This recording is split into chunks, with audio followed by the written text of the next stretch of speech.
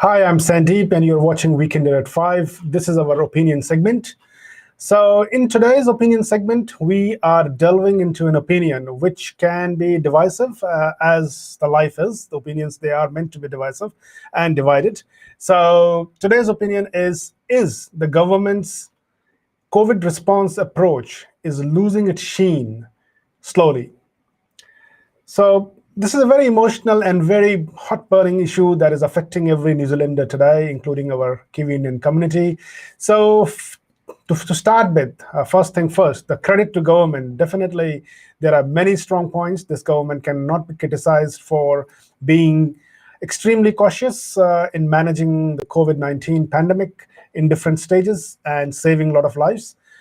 Right from the start of March 2020, when the COVID-19 rose on the horizon and it went rampant all over the world, the government has initiated some sudden responses, including closing the borders, including gradually starting MIQs, and then how it is managing the spread of virus within the community, including lockdowns, and now the traffic light system.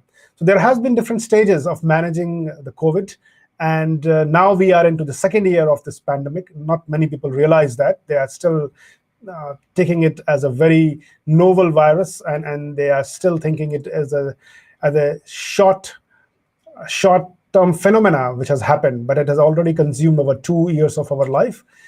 And probably the people who have missed out on those last 2 years, who have faced a lot of pain and separation from their family members across the borders because of the closed borders, who have missed important life events, they would vouch for it, that how long these 2 years have been. So coming back to our question, that recently we have seen that the government is coming under increasing pressure on how it is managing, or how it continues to manage this one of the biggest pandemic that we have seen in the last 100 odd years. So one of the biggest reason why this criticism is emanating now is on the issues of border closure, the way government is dealing with the issue of border closure, the way and the criticism around MIQ issues. Even today, we have seen that government was under tremendous pressure when Deputy Prime Minister Grant Robertson has to front up a 4 p.m. media conference and tell the New Zealanders that the MIQ request for the pregnant Kiwi journalist Charlotte Bellis has been now approved, which is again after persistent pressure, a lot of media stories all around the world, and unwanted attention that New Zealand has attracted for itself in the last few days. So eventually government has reeled to the pressure and allowed, but they have tried to save their face by saying that not everyone who would be able to make a lot of hue and cry overseas will be guaranteed a special privileged response from the government. But again, not everyone will believe that. The way this story has done a bad reputation for New Zealand, and this government is in front of everyone. Charlotte Bellis is now a popular journalist who rose to popularity for her work in the Taliban regime of Afghanistan after the change of government last year. She rose to fame by asking hard questions, looking into eyes into Taliban fighters and their government, that how they will be guaranteeing and safeguarding the rights of women in that war-torn and religious conservative society. So since then, a lot of change for her personally. She is pregnant as of now, and she has been trying to come back to her home country, New Zealand, where she's a citizen of, along with her Belgian partner, to be able to deliver her baby and access critically needed medical care. Something that appears so obvious to all of us was not as obvious for MBI officials, and her application for MIQ was rejected, and she has to take the route of media support and legal assistance to be able to put government under pressure. And even after the legal support yesterday, it was only through persistent media outcry, and not only in New Zealand, but rest of the world as well, that eventually government was able to give MIQ space, which is not an ideal solution, which is not an ideal situation for a lot of New Zealanders, around 1 million New Zealanders who are living overseas, and they have been longing to return back to their home country. And they do have constitutional right to have access to return to their right to return to their country at any time. And same applies to the pain that is being endured, being experienced by our ethnic migrant communities, including the Kiwi Indian communities. We have been living, our communities, they have been living for the last 2 odd years, like someone who was caught into, like a deer who is caught into street light, the car light, unable to move, freeze and frozen at their one place. Ethnic migrant communities with their friends and families and cultural connections overseas, for them, being able to travel overseas and return back swiftly is an important part of their modern existence. And they have been denied of that right to return swiftly as and when they want for the last 2 odd years. And government's approach appears that in the last 2 odd years, things have changed dramatically. The way virus has evolved today, the Omicron variant is probably the third mutant that is going rampant all around the world. Government's responses have changed all over the world. The way government has dealt in different countries, we have seen different ups and downs, different changes. But one thing that has not changed is New Zealand government's response. Well, this continuity of approach has its own successes as well. We have to give it to credit to this government that the tragic death rate has been abysmally low, and which has been the one single biggest success of this government's COVID response. No doubt about that. And nobody can take away that credit from this government. However, at what cost that kind of success is coming? Like a lot of people, a lot of experts, a lot of politicians, they have begun to ask this question, that to achieve that ideal or maybe utopian goal of safeguarding people to at any cost, at any extent, probably government is compromising and sacrificing a lot. We have seen our businesses bleeding to death. Auckland CBD is already bleeding to death. The wider CBD areas, they are struggling because offices have been closed due to successive lockdowns, and now even under a traffic light system, the direction or expectations from the government is to stay at home, work from home, and not be going out in public places, which is kind of a death knell for many retail businesses who survive on good times, who survive on people coming out of their houses and generating business for them, be it food business, be it cafe, be it retail. So what's happening right now is actually concerning a lot of people. A lot of people, they are beginning to ask that probably, is this what they have signed for? And is it okay for the government to remain stagnant and continue with the approach that they have started in March 2020? In March 2020, when this virus first emanated on the scene and spread like a rapid jungle fire at that time, it was probably okay to put everything, to stop everything, to put country in the lockdown, to close borders, to be able to understand and comprehend the virus and try to find a solution. That was a race towards finding the right vaccination. So probably for that one first year, when the medical companies and pharmacies, they were scientists, they were all working together to find out a solution and get a vaccine as their biggest weapon of managing, or rather biggest tool of managing this novel coronavirus. At that time, it all sounded quite okay, and there was a big appetite, big consensus throughout the New Zealanders. They were okay to lock down the country, to close the borders, and their expectations was that it is probably a temporary phase, and this will eventually pass. People in general, be it New Zealanders, citizens by birth or by migration, by their passport, by their choice of choosing New Zealand as their home, plus temporary migrants, be it who were living in the country or who were at that time caught overseas by the sudden closure of the border, they all have this wider appreciation of the need of the compulsion on the government to keep everyone safe and ensure and put the health and safety of New Zealanders ahead of any other requirement, any other need. So they all had a wide appreciation, wide understanding of that urgent need. And they also have a wide understanding that that was going to be a temporary phase, maybe for some weeks or maybe for some months. And they accepted the decisions taken by New Zealand government in good spirit. But what has started as a immediate last possible response to a big problem that we haven't seen for a while, it seems to have that the current New Zealand government is sticking to that response for too long. New Zealand borders continue to remain closed. We see that.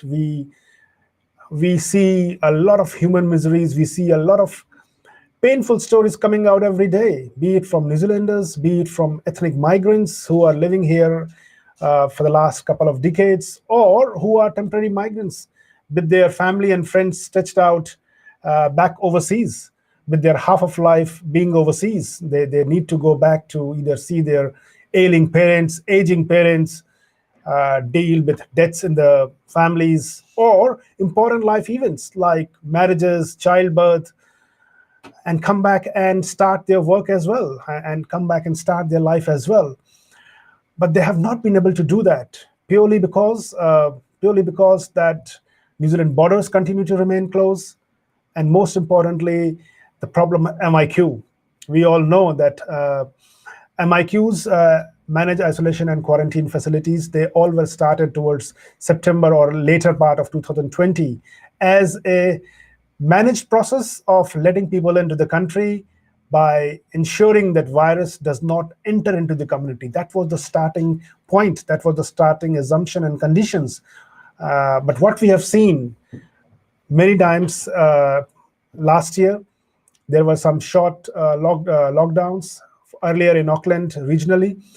But in last August to 2021, what we have seen that the dreadful Delta virus, which has caused a lot of loss of human lives all over the world, it has managed to get enter into the community last August. And eventually New Zealand has to go into one of the longest and one of the strictest lockdown that has been seen anywhere else in the world.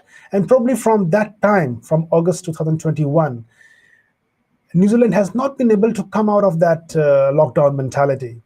Like after 4 odd months, somewhere around in December, the government decided to change and give up on the alert level system and adopt a new system by the name of traffic light system, where there are options of red, green, and orange.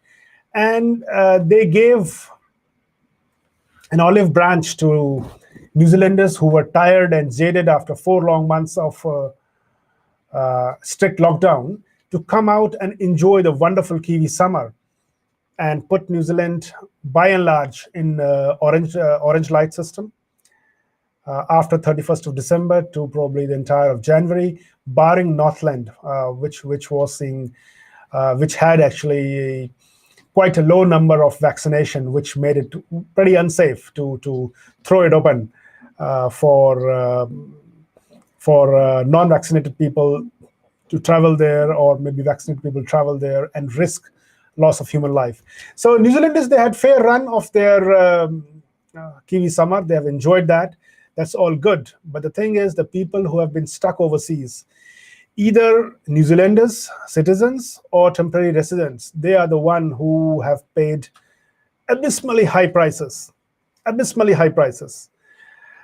Indian Weekender has been raising stories of temporary migrants who were stuck overseas. We all know that is one of the most painful stories for our migrant communities, which has a very unfortunate end just in the beginning of last week, when Indian Weekender finally managed to be able to get a response from our immigration minister, Mr. Chris Farfoy, who bluntly declined that they had got no plans to get all those remaining temporary migrants stuck overseas back into the country.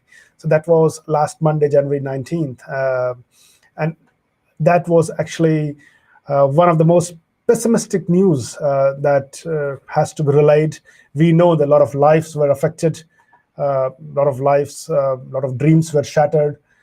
The migrant community is still trying to rally on that issue. Indian Weekender is raising that issue continuously with the government. But the point remains the same, that those people has to pay a huge, huge cost for keeping New Zealand safe. Now, the question is it a fair thing to do? They have spent in the leagues of around $40,000 to $50,000 plus many years of living and working in New Zealand, along with studying. And now they have been bluntly said no. They have got no future, and New Zealand had got no decency to either extend their visas or give them an assurance that eventually someday in future they will be called back again into the country. So is it fair to say that is it okay that those people should be paying such abysmally high price to keep New Zealand safe? Is the government's response to COVID being held responsible, or should be held responsible, for shattering the lives of that many people?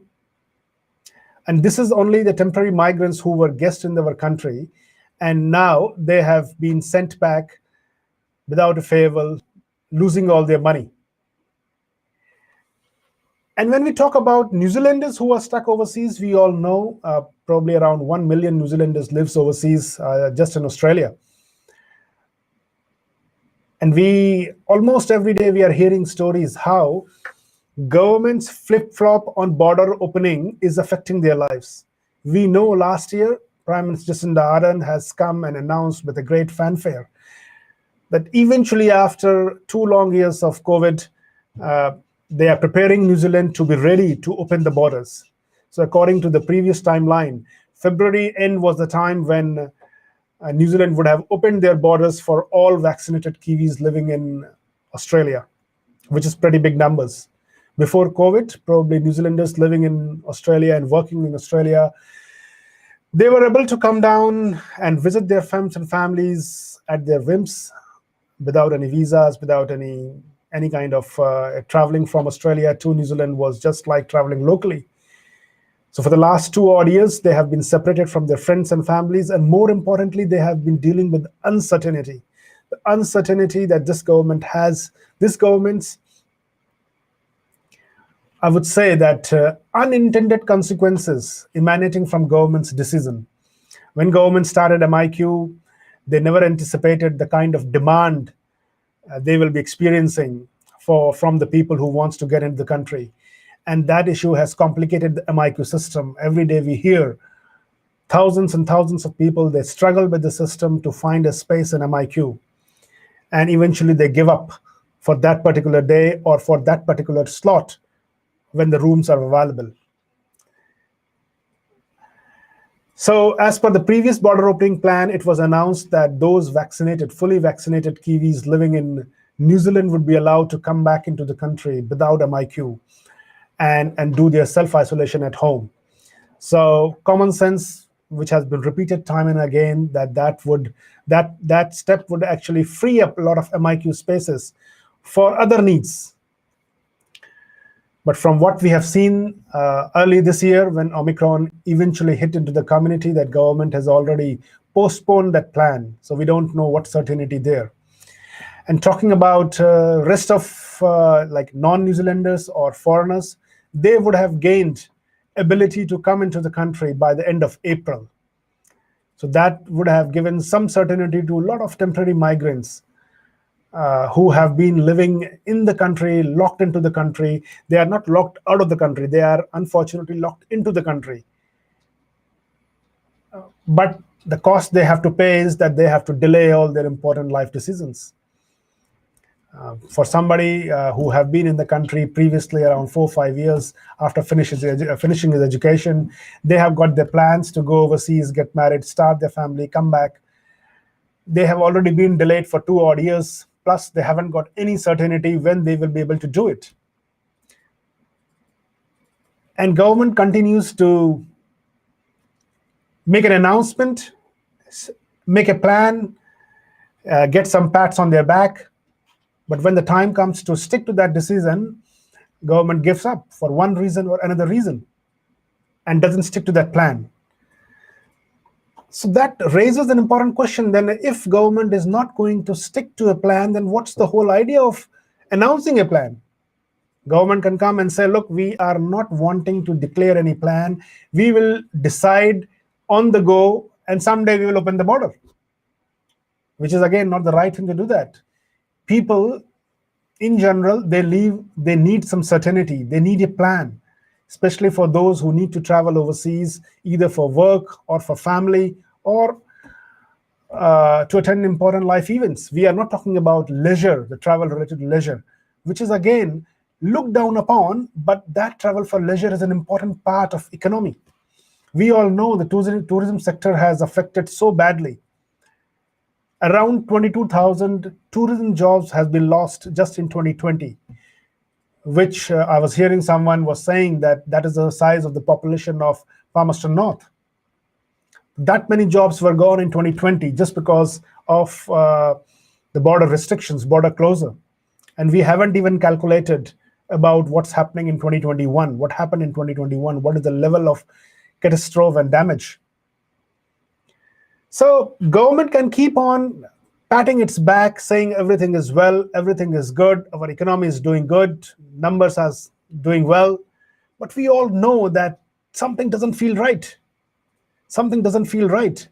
The numbers, the GDP numbers doesn't tap the pain being experienced by small businesses who are bleeding to death slowly, if not slowly, in some cases very rapidly, particularly in Auckland CBD area, which used to rely on travelers from overseas.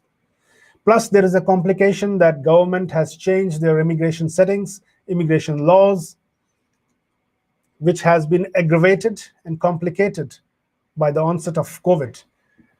And government continues to behave as if a deer caught or frozen in the car's car's light. So the question that is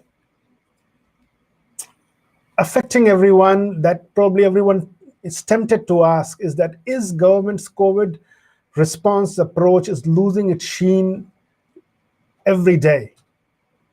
Having said that, once again, I want to reiterate that we should not forget the successes of this government in managing the COVID. And indeed, the government has great successes in controlling the number of deaths in the initial phases.